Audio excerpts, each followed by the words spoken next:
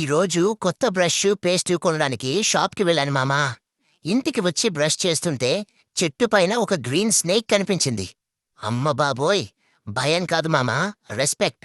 ఆ పాముకి నమస్కారం పెట్టి బ్రష్ కంప్లీట్ చేశాను. లైఫ్లో భయం కాదు, గౌరవం ఉండాలి మామా. జిమ్కి వెళ్దామని బైక్ స్టార్ట్ చేశాను. మధ్యలో పెట్రోల్ అయిపోయింది. నో ప్రాబ్లం, బైక్ నెట్టుకుంటూ వెళ్ళాను మామా. పెట్రోల్ కుట్టించుకుని రాగి జావ తాగాను.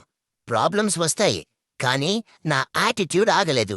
జిమ్కి వచ్చాను మామా, వర్కౌట్ చేశాను. ఇది స్వెట్ కాదు, ఇది నా డ్రీమ్స్ మామా.